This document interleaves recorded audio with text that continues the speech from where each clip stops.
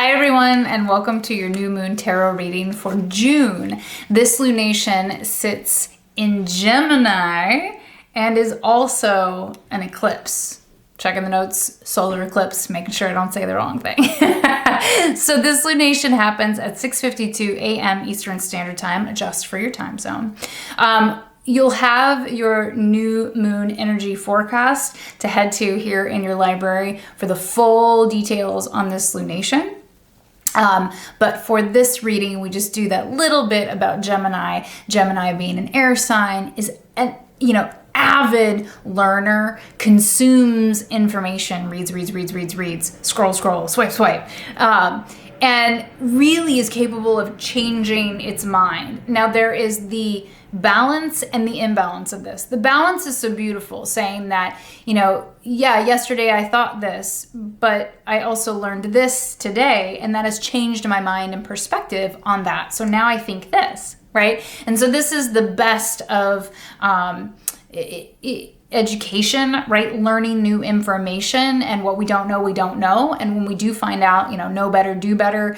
But it's not really about bettering. It's just like, I have more information now, so I feel and I think differently about it now. And having the permission and the bravery to change your mind about things.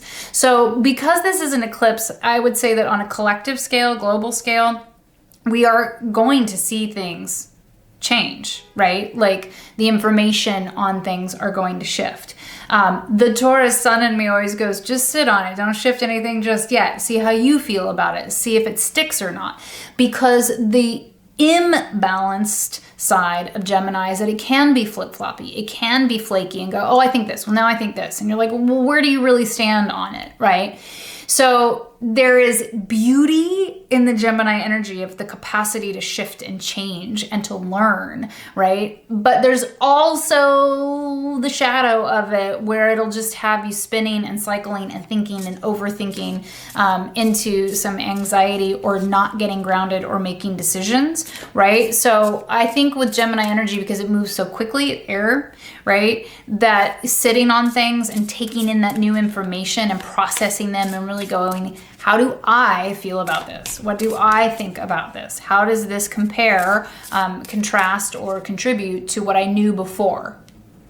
And just move forward in that way, right? Okay, so here we go. New moon, solar eclipse in Gemini. Woo, eclipses set the tone for the next 6 months. Here we go. They have so much to do, with our emotional frequency, our emotional body, our emotions, and culmination of emotional lessons. Okay, well, it's definitely a major arcana kind of reading. Okay, here we go. I'm using the Lightseers Tarot. The theme of this new moon for us in this cycle is the sun. I like it. So, here we go. We're moving into the summer solstice, right, in the northern hemisphere. So this resonates with the majority of unicorns, right? We're mostly here in the northern hemisphere, but not uniquely or solely. Sun pun. So the theme of this lunation for us is stepping into our true place in the sun, feeling freedom, right? Like that summer, whether you're in the northern hemisphere or not, whether it's summer where you are, the energy of this feels like summertime, right? Like, oh, things are a little freer, things are a little more open, they're a little brighter, a little shinier, a little easier, and a little more playful, right? So this is auspicious behavior, this is heart-centric, but this is also about solar plexus, this is about manifestation. So in this cycle, information coming in and out very quickly is going to contribute to what you want to manifest, right? The freedoms that we want to feel that we had been missing, that we're still missing, and how to generate heart-centric joy even in limitation, right? How do we feel energetically expansive and joyful when there may be physical limitations to things? That's what I'm hearing. So this is a beautiful theme for this new moon. This is truly a fresh start and a new beginning, right? Because it's exalted, it's exuberant, it's enthusiastic, there's willpower. I will it, so I want it, so I'm going to go make it happen, and I expect for it to come back in, right? For any of us whose charts are like solar powered, you know that feeling, right? When there's warmth, when there's joy, and things feel sunny and capable and possible. So if, again, the reading is for the collective, so it's not going to hit everyone exactly the same way. If you're not in a place that just feels auspicious, like things are possible and there's potential, then if you're feeling the opposite of that, then go into how can I generate joy? How can I move into that frequency and that energetic space if I can't physically move into that space? Right? So it's a beautiful theme for this new moon. I like it a lot. And then again, it just speaks to the season and to the cycle. I dig it. I like it. Okay. What to leave behind in this lunation? Okay. Okay, Seven of Swords. Okay. Well, swords are about our intellect, our acumen, our thought process, our words, and our subconscious programming. On Unicorn Wellness, there we go. Is that a little more focused for y'all? It always points towards the subconscious programming because it's, the pigeon driving the bus. Like, what's the underground? What's the shadow? Because the shadows are going to drive whether we give them the wheel or not, unless we've really done our shadow work, unless we're really into the healing and, moving forward through things in a constructive nature of like meeting our triggers head on, right? So we're being asked to leave behind, so much of the old, I hear paradigms, the old programming, the old subconscious layers, right? I mean, if Pisces season and Aries season was about anything, it was about that purge of those deep layers of subconscious programming of fear, and fear rears its head in like tricky ways.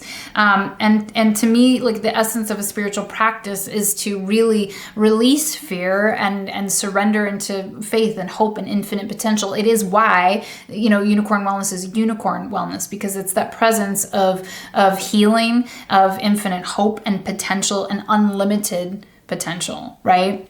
And unconditional love. So we're being asked to leave behind these old paradigms of fear, anxiety, despair, of disorder, and depression is what I hear. It's like the old ghosts are leaving. But it's funny because this little pose, it's like I don't know, what is it, like the superpower, it's like the Hulk smash. I know that sounds crazy, but it's giving me this very empowered with the ground, becoming our own superhero, like making that connection to Mother Earth and understanding that like we're in co-creatorship here, that the EMFs, the pixels and the solar winds, like when we ground into Mother Earth, that does siphon off and pull off fear and anxiety and despair and disorder. And so there's this beautiful, like, what to leave behind are these things. Some of this work has already been happening, but you're this is the theme. So no matter what, we're trying to get from here to here, and it's pointing us in the direction of really touching the earth, getting in connection with Mother Earth. So sand, dirt, grass, and releasing these stories. It's really interesting though. Like, it's a really interesting energetic of this card. It's beautiful. Okay. Then what to receive. Love this. Okay. So we had the Sun, which is our first major arcana card. Here comes the second.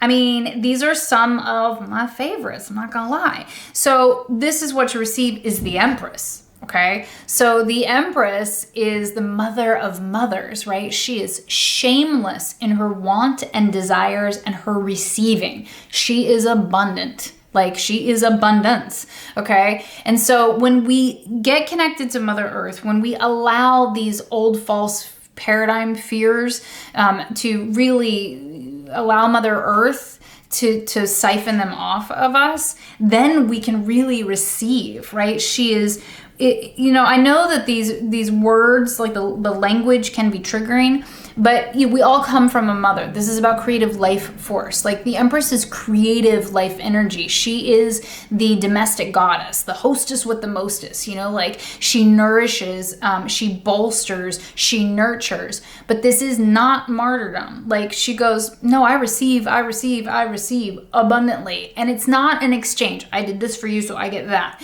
Like, it's just the flow, right? Like I'm putting good things out there and it's in love. So of course it's going to come back to me copiously. So this is, pointing towards an IG reel that I did last month for abundance, with honey calcite, like the honey pot, like opening to receive. But this is joy, like abundance. This is love. This is unconditional love. This does pertain to finances and resources for sure, because she's food, water, shelter, right? So this contemplation of home and the planet, it's really yummy. But we need to really start to understand frequency and move into it more deeply, as well as getting out of exchange, right? Because we come from a capitalist culture, which is not necessarily negative, right? It just is what it is, where we pay for something and then we get something. Like our cultural concept, is exchange rate value. What's it worth to you, kind of thing. And we need to start looking at energetically, what we reap, we sow. Where we're at from a frequency perspective is what comes back to us regardless of the external circumstances. Is that always easy? Absolutely not. Is there ebb and flow? Yes. Are there down cycles? Yes, absolutely. But it's pulling us into the upswing. This reading right here is like the magic frequency that I was like, oh, this is what 2021 was like. I thought it was going to feel like. And this reading is giving me all of those vibes of abundance, of fruition, of working. But remembering that the summer, summertime northern hemisphere is about reaching the pinnacle of growth, right? When the sun is at its highest kind of thing. And then, the fall harvest, right? So we're in this expansive energetics, and remembering that even if you're not in the northern hemisphere, it doesn't matter. The energy is the same that you're working with. So it may feel like things are just abundant and growing. You're like, but it's the dead of winter. That's okay. That's all good. It's the energetics at play here, right? So this is abundant. This is shameless. This is without shame. I want, I need, I deserve, right? It's really about want. Okay, but there is a nurture and nourishment that's got this beautiful cycle. I mean, she's got wings of fish. It's like oceans of emotion. She has kelp around her wrist. It looks like kelp. And then you have the moon, and then you have the earth as her womb space. So gorgeous, so yummy, right?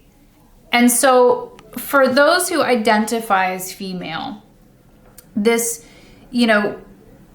nurturing and birthing, and we all have these energies in us. It does not have anything to do with gender, but there is an attunement of energy, to that identification, right? So lean into that. It's like if you ever wanted to be, like your hippie self, this is the time to lean into it. I keep hearing 'tis the season. It's really fun. Okay. What to learn in this cycle? Yes, please, is the High Priestess. Okay. So here we go with the Empress. There's so much divine feminine energy in this reading, okay? And then we've got the High Priestess. So what to learn, right? The High Priestess is the oracle. She's all the Pisces energy, and Pisces is the end of the zodiac and the purge and the release. But she's the High Priestess she's the truth. She's got this frequency, it's colder frequency, so interesting here. She's the woman that people will call the bitch and the witch, because she just speaks the truth and sets the boundary and goes, I'm not energetically bound to this. I'm not emotionally bound to this. It just is what it is. Do with it as you see fit, right? If we could all learn to communicate in that manner more, man, that's going to shift some things in this planet. Again, these themes of Our emotions are really important and they're very valid, but emotions are not factual truth. So just because we feel some way about thing doesn't mean it's the truth. So it's so important, again, pointing towards doing the your triggering work, the shadow work, the work of healing to understand, I feel this way. I'm going to need a moment to process that. Now, are my feelings like intuitive pings? Are they fact? Or is it fear? Or is it just conditioning from experiences I've had in this lifetime or in past lifetimes? That's a lot to sort through, right? But the more you do it and the more often you do it and the more healing work that you do, the more you're listening to your energetic healing monthly here in the library, the more you're on the mat. I mean, these are the practices that clean at, the daily rate. This is the spiritual hygiene. The easier it is and the more efficient it is to start to sift and sort, oh, actually, that's not fact. That is how I feel, and it's super valid, but there's so much fear in there because of past experiences I've had. Now, I need to dial it back and go, okay, that was one big experience, and it's super, but is that every experience? Is that all of my experiences? Is that the facts of the situation? Is that the science of the situation? And then go from there. And then go, I don't want to feel like this anymore. Because this is usually in terms of fear, right? Anger, frustration. And this is where as humans, we don't change anything until we're tired of our own shit.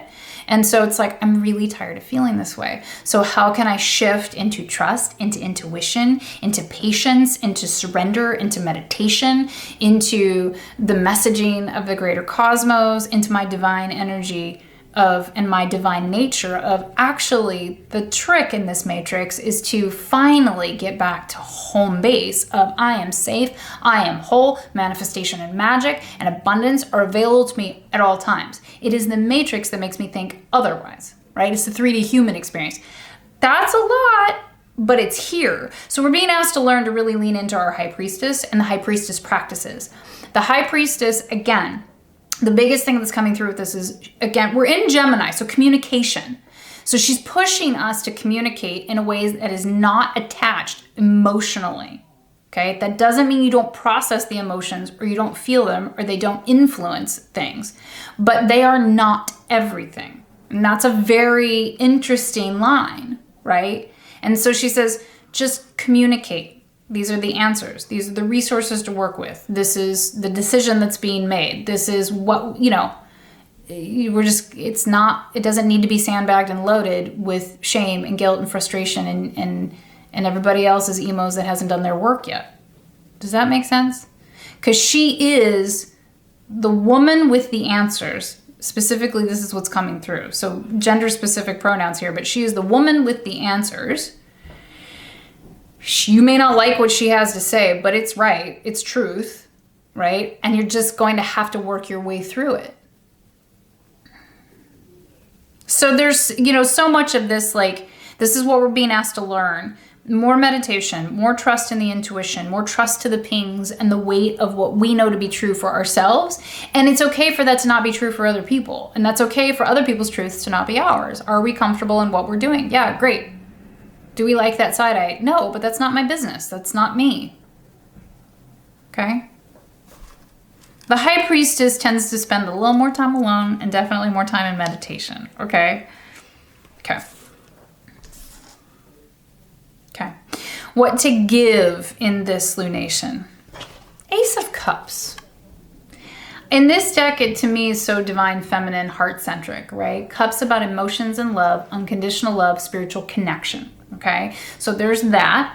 Then you have aces that are temporary portals of opportunity. Now, I have heard, and it's come into the frequency lately, that aces are like given. The opportunity is given, yes, but is the benefit instantaneous or just you don't have to do anything for it? No. Because this is co-creatorship, right? So aces are temporary portals to quicken the learning and the progression in something. Hey, we're in a eclipse portal, so yeah. So the Ace of Cups says there's this temporary opportunity to quicken your spiritual connections and therefore the capacity for unconditional love and healing. So you're being asked to give, right? Here's what I hear. We're being asked to give our faith in that and give it a chance is what I hear so loudly. Yeah, to give it a chance. And then if you dial back, right, this makes sense with the High Priestess, this makes sense through the Empress, this makes sense through the Seven of Swords and into the Sun. Like if you want things to be better, more joyful, more abundant, fully healed, you have to give that a chance, which means you're going to have to release old ways of thinking about things and yes, old ways of feeling about things. That's the work, takes time and effort, right? But the work does provide. And what is the work? On Unicorn Wellness, the work is on the mat, you know, in meditation, listening to these tarot readings, listening to the energy forecasts for the lunation, and eventually magical mentoring in some capacity, because that is the work. Like that's the bigger, like that's the power wash for the energetics. Whereas like the daily like Windex wipe down is your mat and your meditation and your tarot, right? So whenever you're ready for whichever level, it's all here, but you got to give it a chance. You can't just wish it into being. We're being given an opportunity. Cool, right? Okay.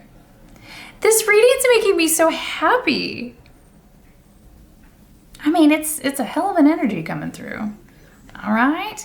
Okay. What is our heart's desire under this new moon? Knight of Wands. Yeah. I mean, this deck is not specifically all female identifying. So I find this really interesting that the Knight of Wands is female in this deck, right? That our heart's desire is to get up and get out and get moving and like light some fires again. You know, of like, where like the Aries spring spirit of feeling like you can freely move about the cabin again, like life is an adventure. And so of course this is our heart's desire right now. It's to really get in there with it and to make manifestation, to make magic. So the knights are a little wily, they're a little wild, right? They're the wild cards. But they're virile. They're, you know, there's oomph to it. There's thrival in there. 'Cause this is like, I always think about the knights as like the 20 somethings, right? Of like before the vessels just had so much wear and tear that it starts to show it, you know, and where you feel immortal and capable, you feel like an adult, but there's a sense of like anything's possible that really comes with the Knight of Wands. It might be messy, right? But our heart's desire is to, again, feel like anything's possible. I'm on fire. I'm ready to manifest. I'm ready to make it happen. I'm ready to do the doing. I'm ready to do the work, right? And I'm ready to let magic in. That's great. Okay. Resources to help in this lunation. 5 of Wands. Interesting card. Okay, so Wands, bravery, courageousness, right? Here we go. And enthusiasm. There's creativity. It's that fire that gets lit again. 5 is the number of change. So the asset to this lunation and the resources that are here to help is really about changing the way we look at, here's what I hear, changing the way we look at wanting. Okay, because this card very traditionally is about changing the way we argue or conflicts. Like conflicts are coming in and you're like, well, how is conflict an asset? But conflict is an asset when you learn how to navigate conflict in a way that's not a win or lose situation. You're not in it to fight. When you really start to shift your brain to, I want to solve for the greater good. I want a solution. I mean, that changes everything. Speaking from a Taurus sun who's very stubborn and likes to have the answer to things on my very human level, right? As I have worked and practiced and stopped myself and go, I feel my horns. I feel myself digging in. Okay, obstinance and me being right is not the goal, is actually not the goal here. The goal is to solve for the greater good. So when you leave, to me, it feels like, it looks like French doors being opened and like billowing like light, gauzy, curtains kind of flowing, right? It's just a breath of fresh air, and it will shift the dialogue and the conflict. So the asset in this cycle is to learn to shift the dialogue and the conflict into actual solutions, right? And as a culture, we're addicted to adrenaline, and so we often will generate our own stress and create problems to solve, right? The busying, the perfectionist, it's like, actually, that's not a problem. It's not even a thing right now. So like, no. Sometimes solving is just not creating another piece of busy work or another problem. Again, the High Priestess, dealing with the truth at hand. Where we get caught up is being too forward thinking or too past thinking, right? So depression can be viewed energetically as being stuck in the past, nostalgic, can't let go, can't move forward, can't evolve, right? And anxiety is like being too for what if this problem, anxiety, worry, if I worry about it, then it can't. No, actually, if you worry about it, you might generate it, right?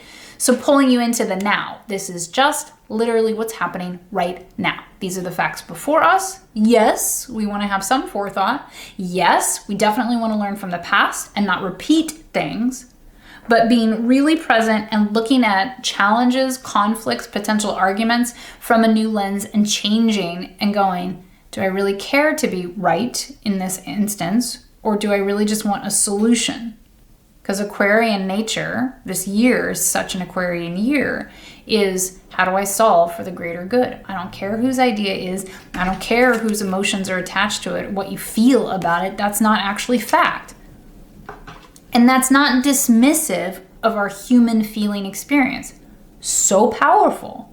But feelings are not fact, says the Pisces moon, who it takes me a lot of work to remember that sometimes. Okay? So, beautiful, beautiful new moon reading. Here we go. And with that, this reading is complete. These things are something better for the highest and greatest good of all involved. So mote it be, and so it is now. I love you so very much. If you're interested in a personal reading in July, there is a wait list. You're welcome to email me, submit an email to the site, find me on social and DM me. There's only a couple of spots left. The calendar will be fully closed in August. And then in September, we start up with opportunities for group magical mentoring, and private sessions again. So it's kind of like the whoop whoop, lean into these readings and these energy forecasts big time. And then, plan for the future of, the work and the healing that you're ready to do at those next levels. Okay? I love you all very much, and I will talk to you again soon.